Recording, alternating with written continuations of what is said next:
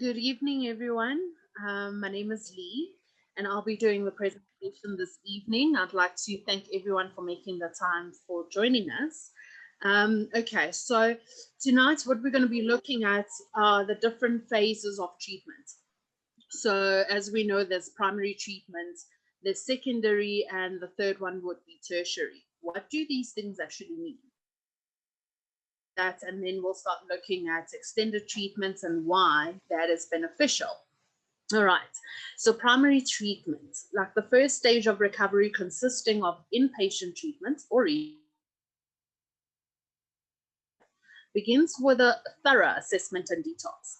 Once the substance has left the body, clients benefit from intensive one-on-one and group counseling, which helps them understand how addiction affects the mind and the body. So at this phase, clients have their first introduction to the 12-step program. Step one is, what we focus on in primary treatment. We focus on the powerlessness as well as how their disease has made their lives unmanageable, and some of the things that we look at would be dangerous situations. What are our loved ones finding themselves, they find themselves in dangerous situations. Either they are driving drunk, under the influence of substances. It could also be accidents, as a result of being intoxicated. We also look at destructive behaviors, that has led to them being in treatment. One of the things that we also look at is their attempt to control. So when we say attempts to control, is there a time where one would be an addict would say, okay, so this weekend I'm just going to have wine. I'm no longer having the hot stuff. That is attempting to control, the disease of addiction. We also look at the family lives, how the disease has impacted and how it has affected the family. Are they in talking terms with their family members? Those relationships, there's trust within those relationships. So that's what we get our clients to see when we look at step one. And step one is purely for primary. We look at the denial, we look at acceptance, we look at surrender. Those are the things that we look at. Kate, can I please have the next slide?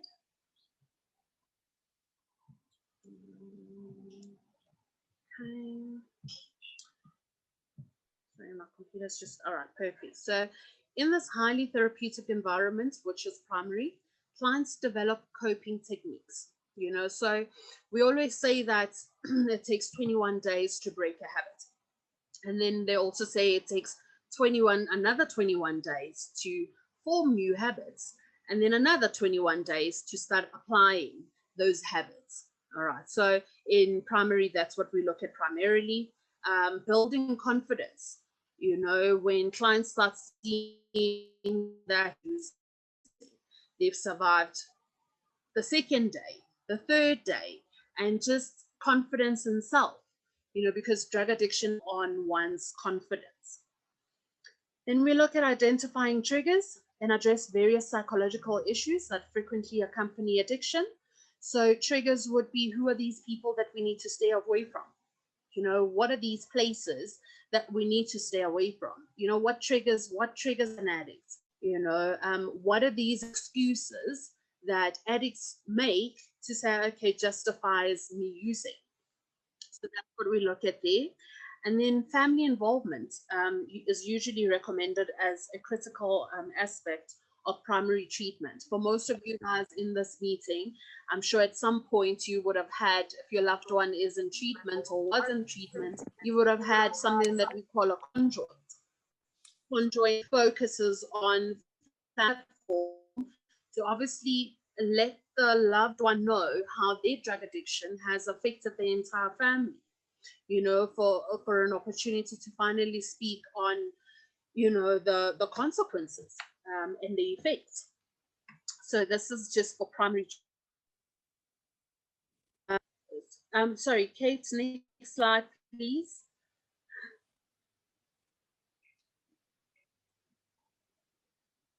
Okay, so primary treatment builds a strong foundation for long-term recovery. Duration varies widely, but usually spans at least 21 to 90 days. So I'm sure we can all agree at this point that 21 days is really not enough.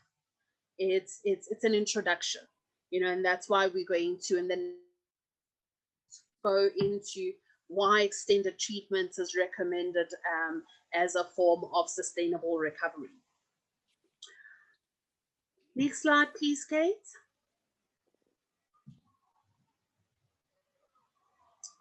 Okay, so now we're going to be looking at secondary treatment. Secondary treatment is a transitional phase that begins after completion of primary treatment. This interim form of treatment allows clients to continue working closely as they address psychological and emotional issues in greater depth and begin to understand the behaviors that lead to addiction. Often I always say that, when we get to secondary, or when a loved one gets to secondary treatment, we look at behavior modification. And that's where that the other 21 days is it comes into factor, where new habits, identifying those new habits. Next slide, please. Okay, so this stage is supportive, but somewhat less structured than primarily to navigate daily life without substances. This is a dangerous time for many in recovery, and the risk of relapse is high. So when we look at the situation practically, and we say someone is in treatment for 21 days, and then after the 21 days is done, they're into the same environments that they were in, it is really truly a dangerous time for that addict or for the loved one, because they essentially going back into the same environment that they left. You want beneficiary, because it's beneficial to loved ones to start developing those new coping techniques, and to start applying it in their lives. Next slide, please, Kate.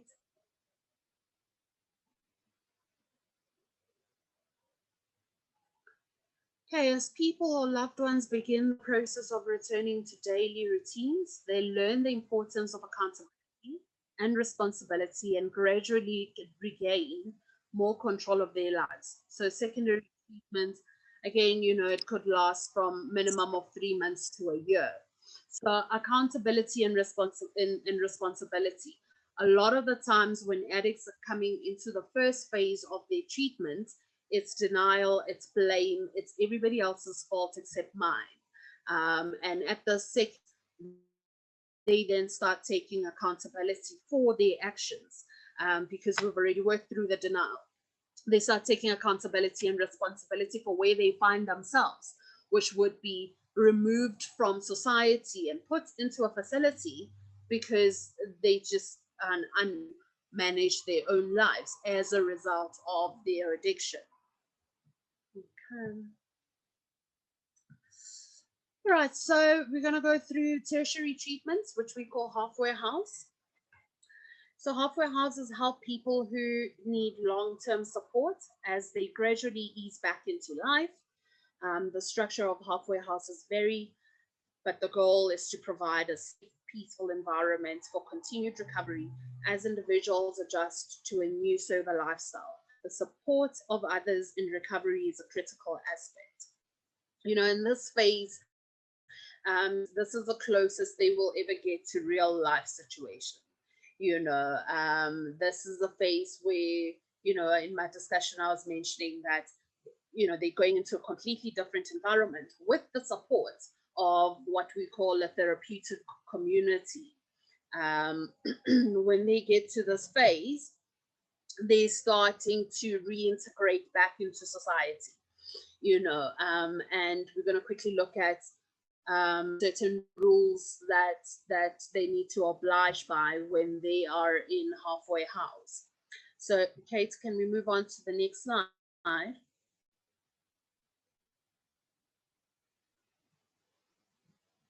Okay.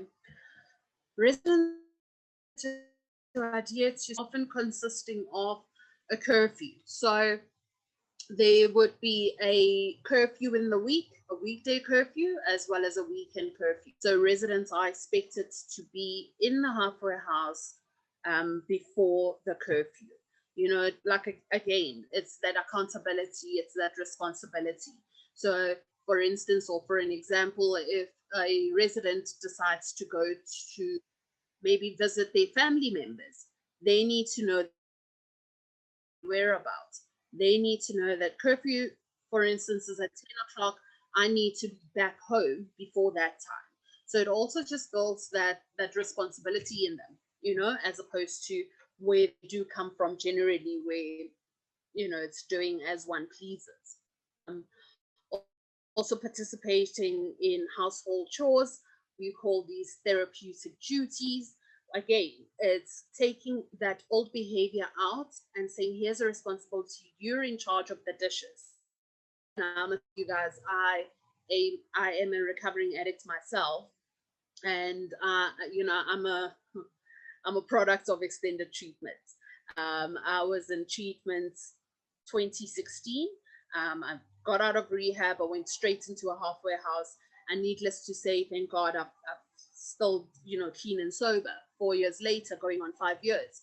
And it's as a result of these things that I had to do, you know, participating in therapeutic duties, you know, coming from a place of addiction where I was used to leaving a sink and then it's more cups. And before I know it, the sink is full. You know, going into a halfway house was people called me out. My peers called, you need to wash that. You know, and for me, it was valuable lessons, really learning how to live with others because the reality is an addict still in active addiction does not know how to live with others themselves. So those were really valuable lessons for me. Another thing here is halfway houses requires more personal responsibility than primary or secondary. So it's looking after, cleaning up after yourself.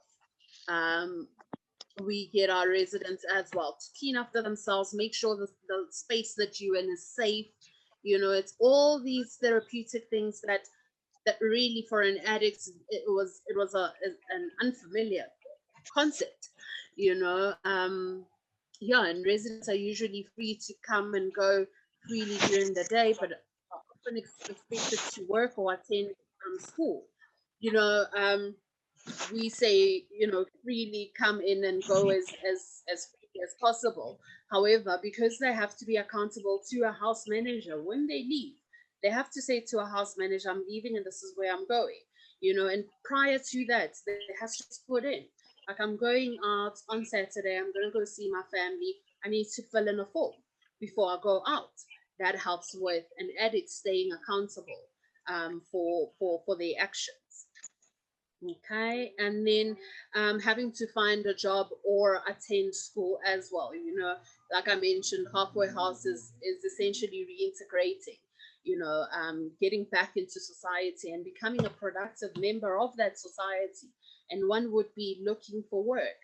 You know, and this process really helps because when an addict has gone through the first primary treatment and secondary and is now in halfway house, you know, they're away from the places, you know, the places, the bars that they used to go to, the places that they used to maybe pick up from, as well as the people, their old friends. You know, at the stage of their treatments, they are making new relationships, forming new connections with like-minded people. You know, I found that quite valuable for myself as well, because the only people I knew were the people in recovery. I wasn't allowed to speak to my old friends for my own good as well. You know, those are the lengths that I had to go to, and I found that support with the house. It came with the house, you know, as opposed to if I had gone straight home. Yes, my family would have been there to support me. However, you know, I needed like-minded people. I needed people that understood what I was going through. I needed to see getting restored as a result of one being in a halfway house. I was at a point where my family didn't want to see me or speak to me, but as a result of going through the different phases of my treatment, they were visiting me in the halfway house. And also one of the things that we allow in halfway houses, testing is common, and those who leave the house or maybe referred back to primary treatment. That's a very strict rule, zero tolerance. You use, go to rehab. And I find that it helps a lot of residents as well to know that they will be tested and randomly as well. So if the thought ever occurred, they know that it's going to happen and these are the consequences of it. And one of the requirements for staying in a halfway house was meeting 5 pillar requirements. And I'll quickly go through what these pillars and how they've benefited me as well in my journey. So being in a halfway house, first thing was get a job. I started sending my CV around, and I found a job. I got employed. Prior to that, I was volunteering, so I got the routine, which is something that's also very good with halfway house, is getting into a routine of getting up in the morning. So for me, it was volunteering at different shelters, and if I got employed, and for me, with the 5 pillars, the first pillar was God, the higher power, encourage clients and addicts to be in conscious contact with their higher power. So in the morning when I got up, got on my knees and I prayed to my higher power, and then I was off to work. I'd come back into a safe environment, and I'd have people to challenges with, because when I'm at work, I was dealing with people, with myself, with my character defects that came out.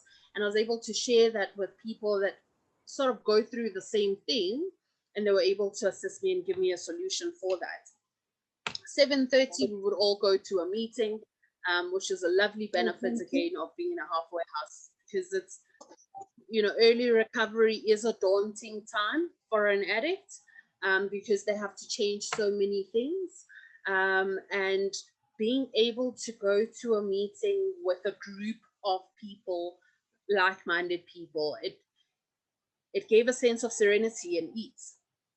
It's comfortable because I wasn't alone going into this meeting. There were people around me, my housemates, so we would attend meetings together.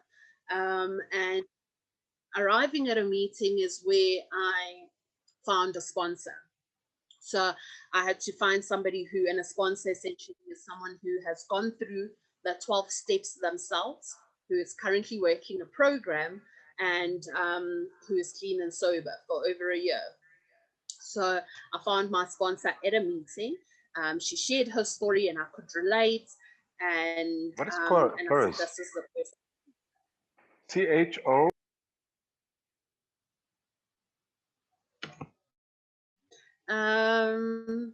Yeah, and then that's where I found my sponsor, and also one of the pillars is service. Service is a very big one. Services where new friendships, new connections are made. We always say that the opposite of addiction is connection. And by being part of a service committee, was great. Again, I didn't feel alone. I had the support. And those were the people I knew, apart from my housemates in the beginning, and I got a service position, and a service position could be anything from bringing tea and coffee. It could be giving out the key tags for the milestones, because in the meetings those get celebrated. So you reach 30 days, you get a key tag for that. So that could be a service position as well. Is being a part of, because as an addict, one of the challenges is feeling apart from, feeling like you don't belong, and being part of a service, being part of something greater, is great for an addict. So I got a survey, and then the fifth one would be step work. Step work, and I'd go through my step work with my sponsor. And staying in a halfway house, we had 2 process meetings. So we had a process meeting and a clearing meeting. In the process meeting, would go through the 5 pillars, and they would check if you have met your requirements. So again, that also helps one with staying accountable. And it's not just about ticking the boxes. It's having questions like, when last did you see your sponsor, and what are you guys currently working on? So it motivates you as well. So if one is feeling, oh, not today, I don't feel like seeing my sponsor, because that's part of that, hey, process is coming up on Sunday, I need to meet these requirements, or step work. There'll be a certain amount of pages, that written work, that needs to be submitted in that meeting. And that's again accountability, and having to say, okay, I've done the work. All right.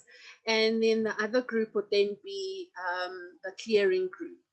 Clearing is essentially great for behavior, because the peers, or the is every day 24 hours with your loved ones. They're the ones that see this behavior playing out. So they're able to call it out and say, no, but yesterday you were rude to the people in the house. What's going on? What's happening with that? What's that all about?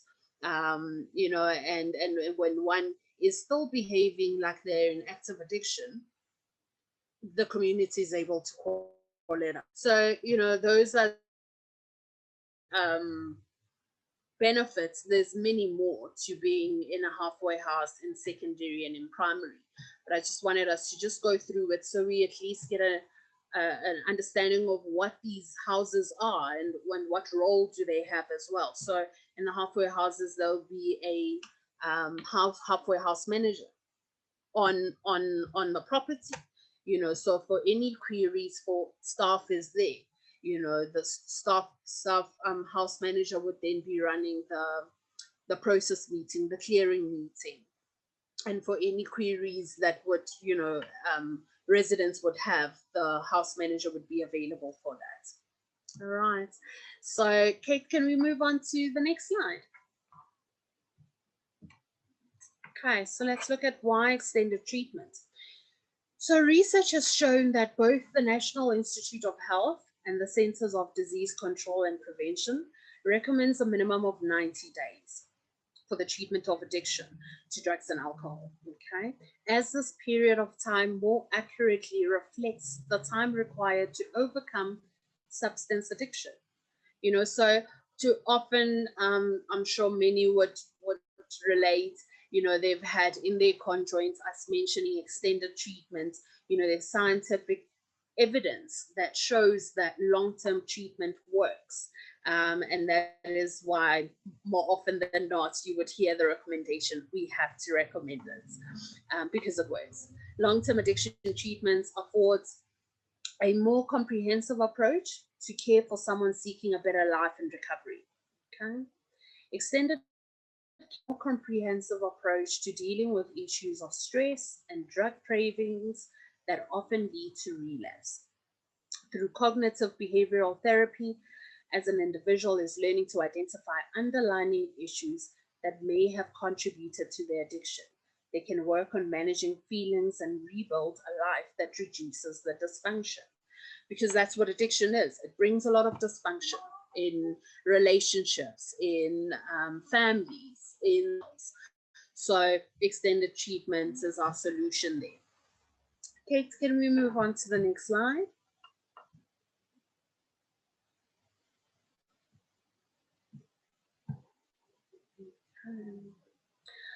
So this means greater time spent developing those coping strategies and an increased chance of recovery success.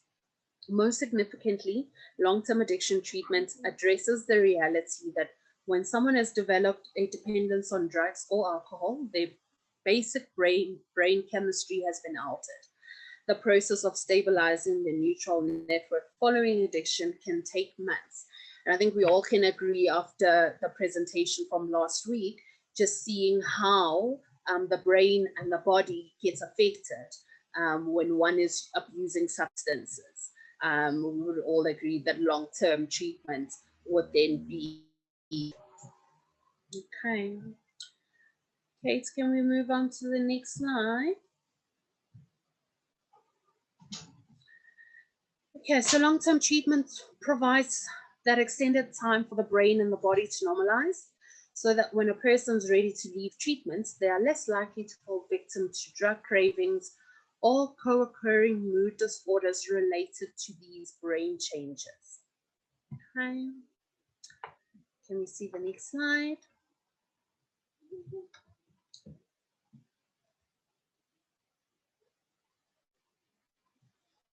So focuses on development of solid coping strategies, time allocated for working on underlying issues.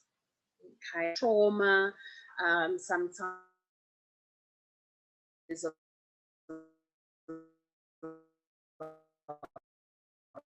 anger that dealt with, and extended treatment helps with drug craving, getting healthy. It's a really important one, because when the addicts arrive in a primary facility, when we look at them, we see the damages that the substances have, and being in extended treatments, they get to eat 3 meals a day. When they are at the last stage, which is a tertiary halfway house, they get to have their meals together, as a family. And that contributes to them getting healthy, because there's also the thing of everyone else in the house is getting healthy. One is prone to also want to get healthy. That's the therapeutic value of one addict helping another in many ways. Okay, and then we look at restoring relationships with family and friends. This is also a very big one, because a family disease, and I strongly believe when the addict recovers, and the family also gets better, and that restoration sometimes can take years, because the damage that has been caused or inflicted is that much, and there's a lot of support meetings like this meeting. I encourage everyone who's on to log in next week as well, getting the support for yourself as family members, because this is daunting for everyone. Definitely is a family disease. Going to Al-Anon, getting the help that you require as a family, the work that you do before your loved one gets back. How can you better protect yourself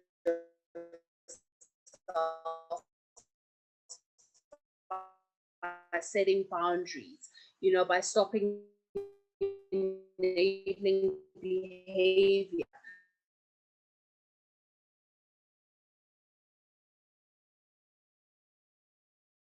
Because addiction, part of their disease, they've been fired for drinking.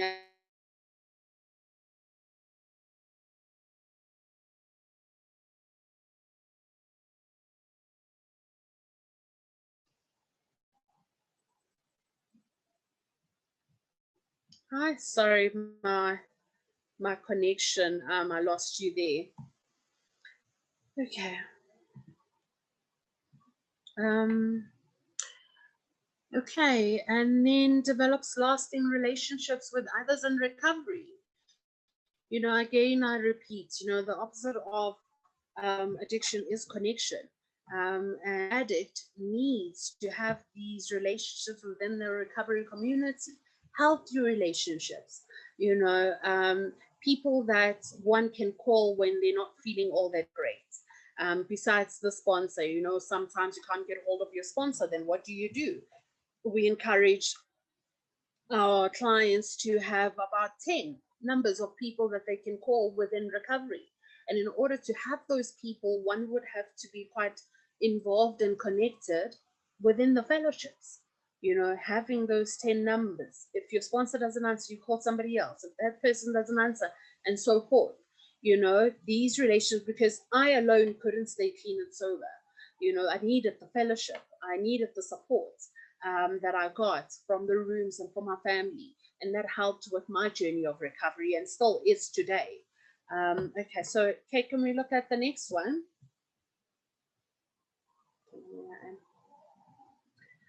Okay, so the benefits of extended treatment. A large advantage to extended treatment facilities is that members become a part of a community and learn to take on responsibilities as sober, functioning members of society. And this helps to develop accountability, which I've mentioned throughout the whole, and boundaries. You know, I remember a very clear boundary for myself when I started my journey. My parents said to me, this is the first and the last time that we are contributing to your treatment process.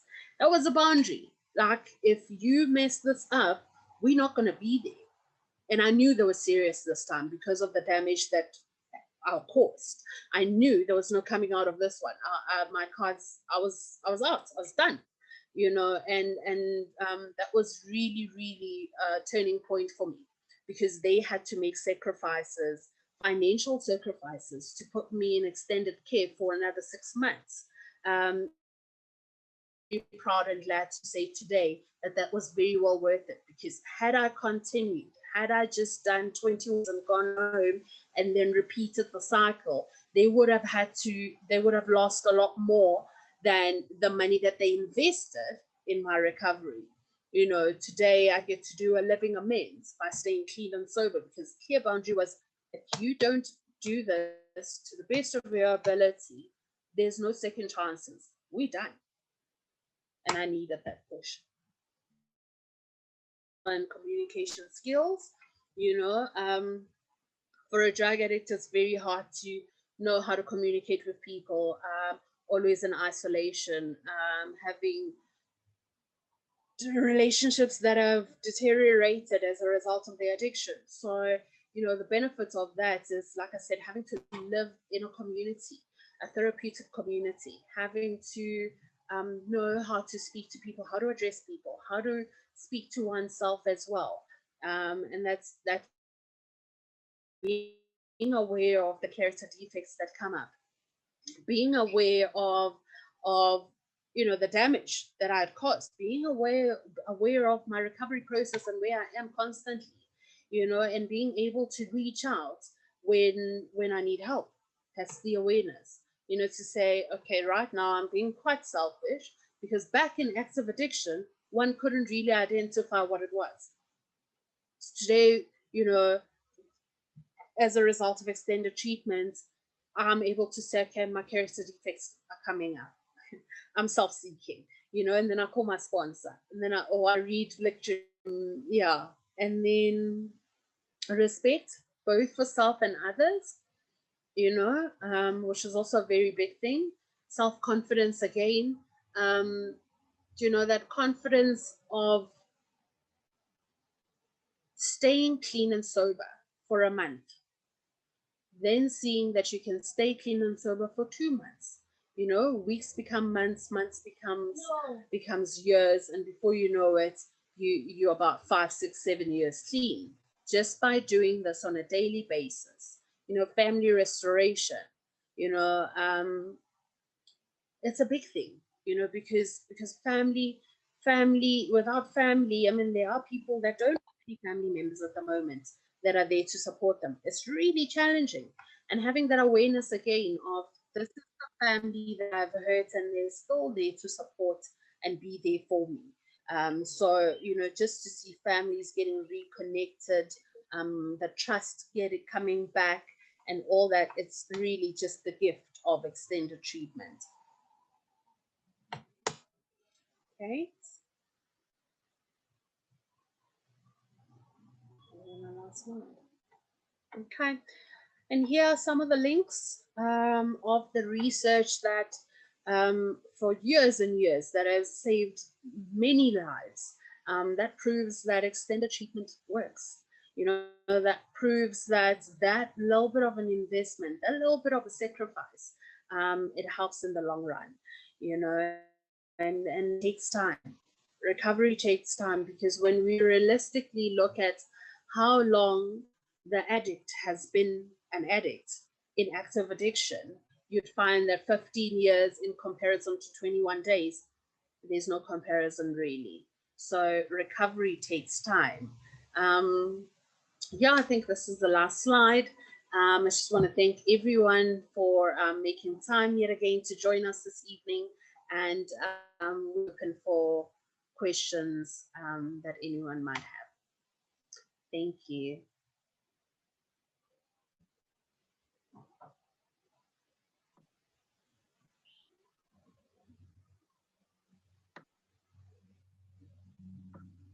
Okay. I think there is a question. Bowie, if you want to, do you have a question, or anybody want to? No, I don't have a question. Thank you. Okay, awesome.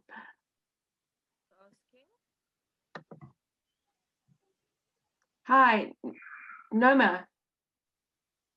Please unmute yourself and you can go ahead. Hi, thank you.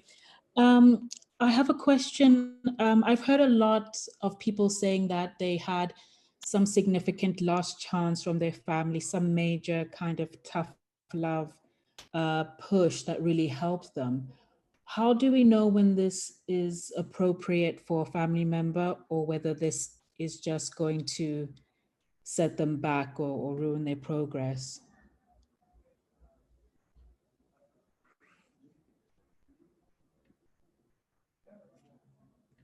Lee, do you want to take? So sorry, my connection was very bad there. I didn't hear the full question. Okay, I was asking, because you spoke about how you had some significant last push, some tough love that gave you some extra impetus to really change. How does one know when this is appropriate for a family member, or whether it will really just be a devastating blow to kind of lose support in that way? Yeah. Is always to remember that, when it comes to addiction, one, you didn't cause it. Two, you can't cure it, and three, you can't control it, and I think that's where we always, suggest to and recommend to family members to log into these meetings, get the support that you need to know how to deal with a loved one by putting up a boundary. Because if I'm allowing you to keep doing this, you will keep doing it. When is enough? Because enough is enough, and that could be the saving grace for that addict, because that behavior only allows the addict's behavior to carry on and to continue. Secondary is more structured. There's groups, there's therapy. Although in our halfway house, there is access to one-on-one counselling, which will be once a week. And if the aftercare package is taken, then 3 times a week, they're also exposed to group therapy. But in terms of day-to-day structure, that ownership is actually on the client. It will be theirs to take ownership of and to structure their day. They will have certain requirements by all means, but in terms of how they spend their time, that is their responsibility to take, because they're trying to go into the phase of real life now.